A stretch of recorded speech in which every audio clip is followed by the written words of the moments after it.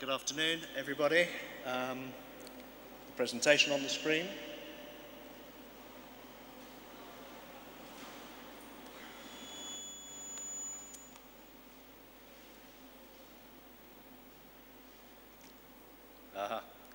Well, first of all, I'd like to say thank you to the organising committee for inviting me over to Croatia. That's very kind of you indeed. And I'd also like to say a word of congratulations to the organisers and the sponsors for putting on such a fantastic festival here in Zagreb. I've been asked to talk about the challenges and opportunities for government communications in the UK. And the way I'm going to approach this is in three ways. I'm going to look at the context, and then talk a little bit about how complex and how difficult it is and the challenges that we face, and then move on to some opportunities and solutions. And I'm going to show examples of creative work and some case histories throughout the presentation.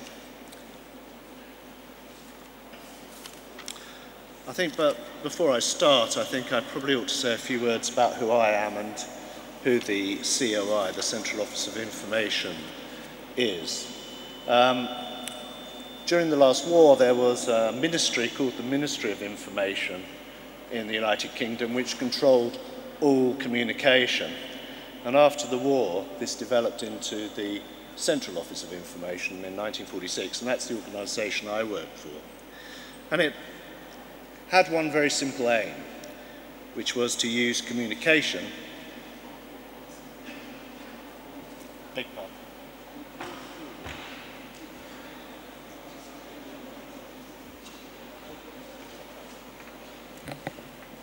I understand you couldn't hear me. Is that better? Right. I apologise for that.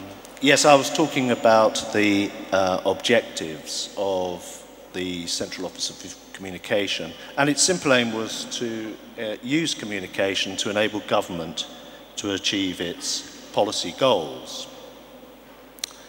The COI is an executive agency of the Cabinet Office. Now, I'm not sure that every country in the world has a Cabinet Office, but that's the government department that works across government and tries to join up the policies of all the different departments.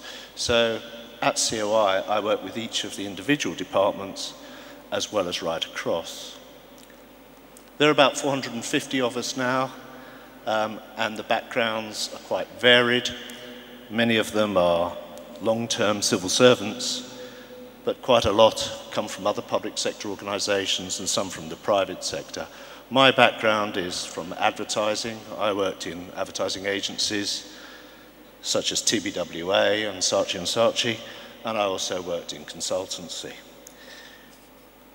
COI provides the full range of communication services from scoping projects using research and insight and behavioural modelling.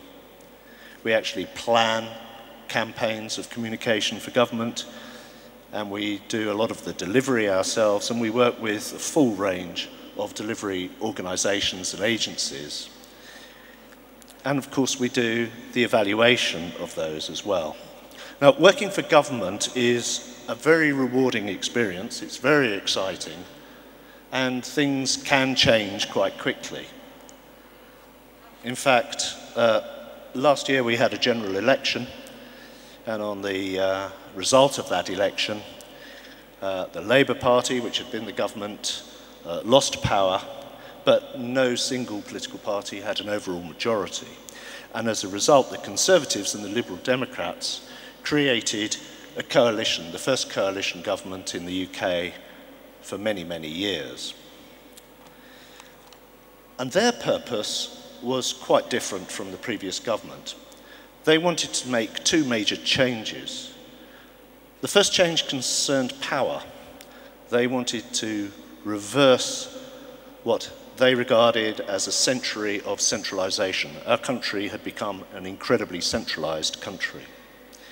And secondly, they wanted to move away from short-term thinking to long-term thinking. But as I said at the outset, policy making is very complex and quite academic as well.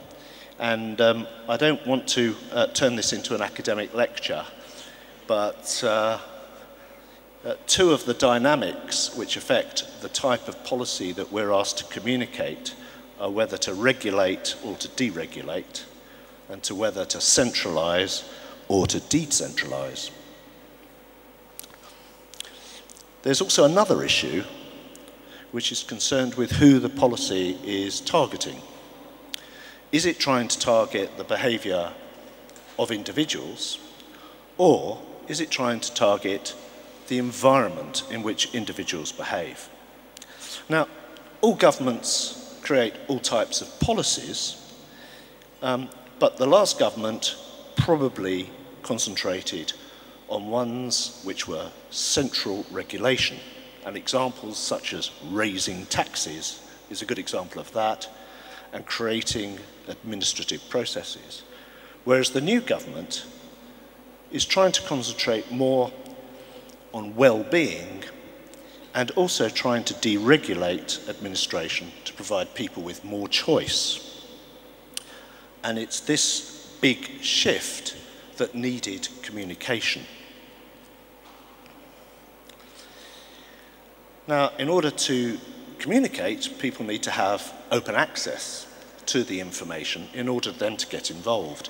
And because the government wanted the public to exercise choice, that was really important, so that they could improve and take responsibility for some of the services which had previously been centralized. Now, to bring this to life is quite difficult. There are some basic forms of communication that governments have. Ministers give speeches. There are debates in Parliament, and these are reported in the press and are shown on television. Each individual government department will issue dozens and dozens of press releases each month. But these all require the citizen to do the work and to go and look for that information. Alternatively, the government can take their messages direct to the citizen using far more sophisticated techniques. And this is where the challenges become quite complex. In fact, so complex I thought I'd put a picture of the royal wedding up to lighten the mood. And I don't know if you can see it there, but there's Kate Middleton and her sister in beautiful dresses. And the uniforms the men are wearing are quite nice as well. Now, some communication that governments do is entirely necessary. If there's a crisis, the government has a duty to communicate what to do to its citizens. But sometimes you don't have to communicate, and it's a question of need and desire. And I just want to show you some examples of government communication at each of these points along the spectrum. Now, I don't know how familiar you are with influenza, the disease. We get influenza every autumn in the United Kingdom, and lots of people get ill. But every so often, there's a new strain of influenza that humanity has absolutely no resistance to, and that's called pandemic influenza. And in the European Union, it was decided that every government had to prepare communication campaigns in the event that a pandemic broke out. And so what we've got here on the screen is a logo that we prepared which demonstrates a brand style. You can see the address of a website, telephone lines, and posters and directional signs for where people would get their drugs, where people who were ill could get information, and so forth. We also prepared television commercials. And once we finished all this, we wanted to put it in a box and put it away and hope we never, ever had to use it. And as you can see from the style of that logo, it's almost an anti-advertising style. There's no tricks. It's a very serious style. There's no serif on the typeface. There's a big, thick black border. It's very information driven. IdejaX. Dobra ideja može promijeniti sve.